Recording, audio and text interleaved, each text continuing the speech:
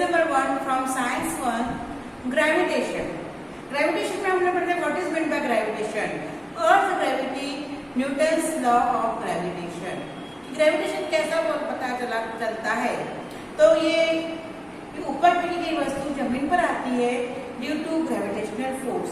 फिर हमने पढ़े सेंट्रीपिटल फोर्स। सेंट्रीपिटल फोर्स की डेफिनेशन फिर मैं आपको एक बार बता देती हूँ कि a force acts on any object, किसी ऑब्जेक्ट पर जो फोर्स एक्ट होता है moving along a circular circle and it's directed towards the centre of the circle is called centripetal force. जैसे ये सर्कल मोशन में है और इसका फोर्स कहां से डायरेक्टेड है, from the centre of the circle. A force act on any object, suppose this is a object, इस ऑब्जेक्ट पर फोर्स क्या हो रहा है, एक्ट हो रहा है। A force act on any object in a circle, समझ में आ रहा है, in a circle is directed towards, ये फोर्स कहां से आ रहा है, from the centre of the circle, that is known as centripetal force. अब क्वेश्चन था last time, moon to go around the earth, चंद्रमा पृथ्वी के गोल गोल घूमता है ना।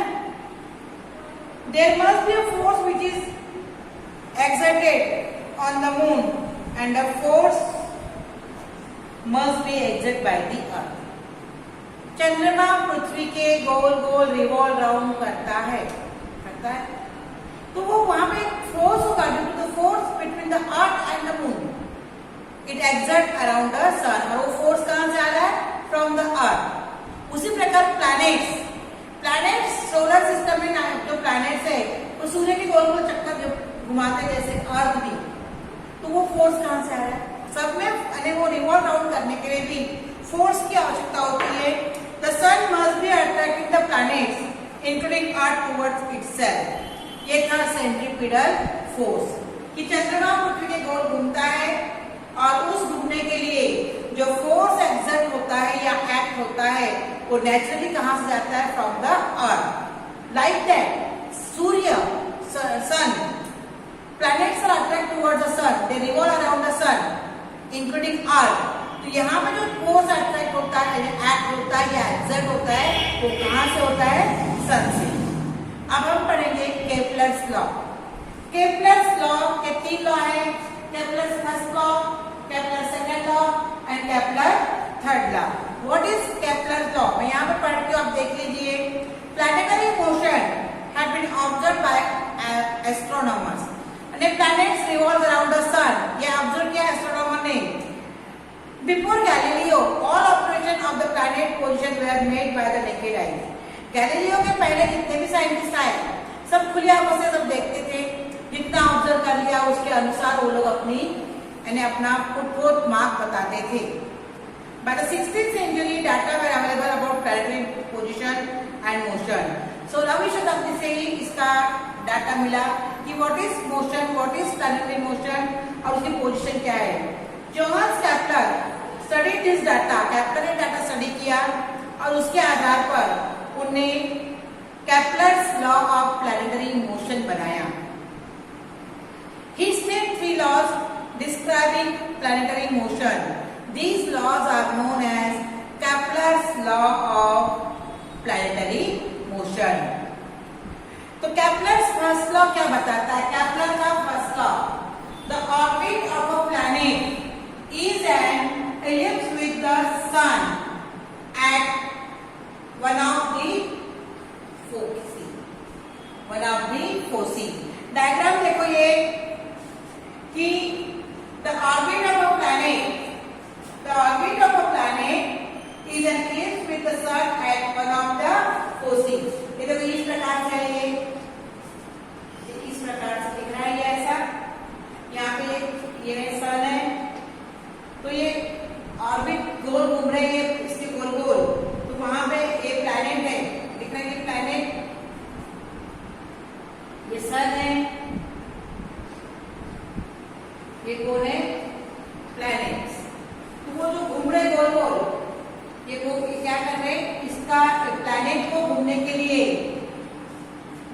Planet moves around the sun because there is force exert on planet by sun. और उसका ये सन के द्वारा इस पर एक फोर्स एक्ट हो रहा है, इस पर इस प्लैनेट पर फोर्स एक्ट हो रहा है, और वो फोर्स कहां से एक्ट हो रहा है, एक निश्चित पॉइंट पर हो रहा है। ये बताता है केपलर का first law. Then Kepler second law, Kepler second law क्या बताता है, the line joining the planet and the sun sweeps equal area in equal interval of time. ये लाइन जॉइन है एक और ये दो, अब ये प्लैनेट है और ये प्लैनेट है, समझ में आ रहा है। The line joining the planet and the sun, ये सन और प्लैनेट की लाइन है, इसको स्वीप करने के लिए क्या लगता है,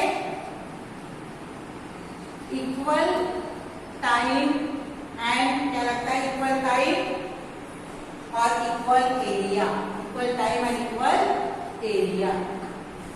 the line joining the planet of the sun sweeps equal area in equal interval of time. जैसे ये है, यहाँ पे ये है लाइन, ये सन है, ये प्लैनेट है, इतना जाने के लिए या इतना एरिया क्रॉस करने के लिए, इतना एरिया क्रॉस करने के लिए सपोज इसको 2 घंटे लग रहे हैं, तो पूरा क्रॉस करने के लिए उसको उतना ही समय लगेगा और उतने एरिया में उतना ही स्पीड वो करेगा। जैसे कि हम गाड़ी से जाते हैं, तो गाड़ी से हम जाते हैं तो हमारे 20 की स्पीड में जाना है हमको, और हम खुले रोड में जा रहे हैं तो 20 की स्पीड में या 40 की स्पीड में हम लोग उतना ही एरिया क्रॉस करेंगे, वैसा ये भी उतना ही एरिया क्रॉस करते हैं। Kepler's third law, the square of its period, the square of its period of revolution around the sun is directly proportional to the cube of the moon distance of planet from the sun. The square of the period of revolution, कितना समय लगता है घूमने के लिए, उसका square around the sun is directly proportional to the cube of the moon of the mean distance of planet. Mean distance of the planet. The square of its period of revolution. कोई planet जो सन के पीछे घूमने के जो समय लगता है उसका square around the sun is directly proportional to cube of the mean distance of planet from the सन।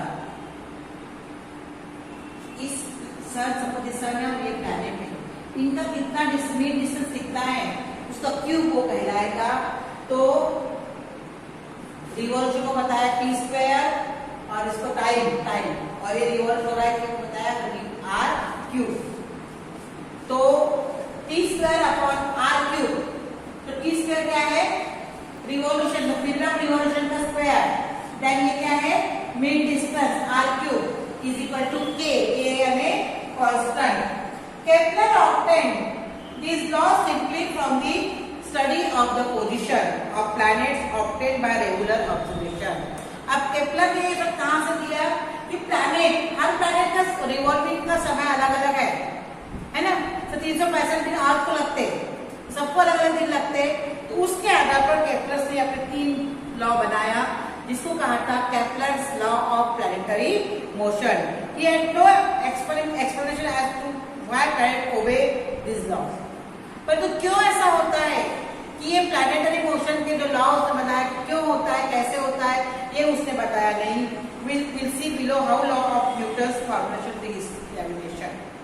फिर न्यूटन ने उसने स्टडी किया तो उसके बाद आया Newton's universal law of gravitation. तो Newton's universal law of gravitation में क्या बताया है, ये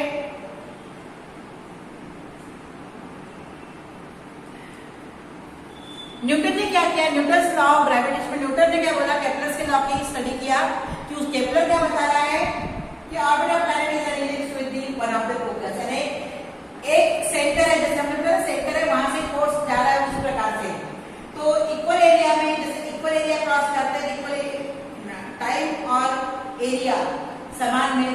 क्रॉस करते हैं। तीसरा क्या बताया इसने कैप्टन ने कि revolution time of revolution square is directly proportional to the mean distance of planet from the सन।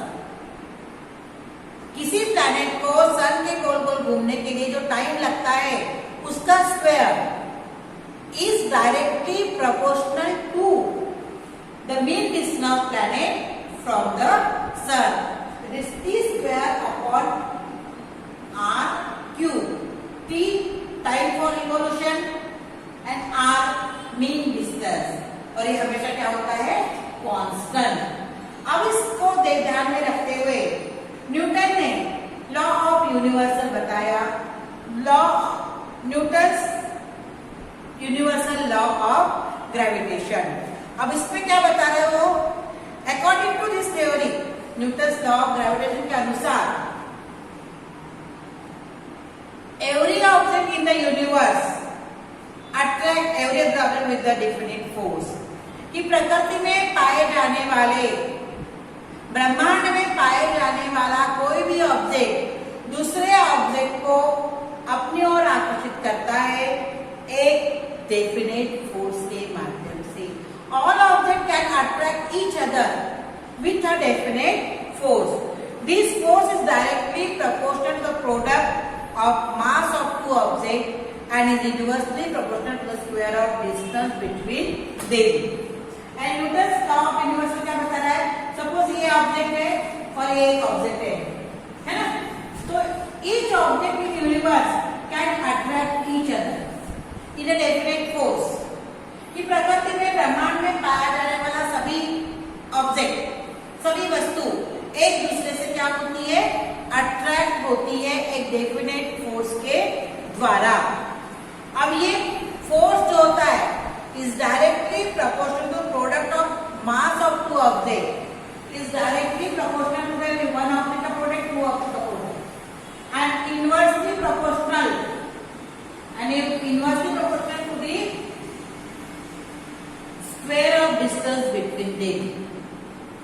हमने अभी पढ़े हैं केप्लर्स लॉ, पहले सेंट्रीपिटल फोर्स कि सेंटर से ही वो फोर्स आता है, यानी कोई ऑब्जेक्ट सर्कल में गोल गोल घूमता है ना, इन द सर्कुलर मोशन, तो फोर्स कहां से एक्सर्ट होता है, in the central, that is centripetal force.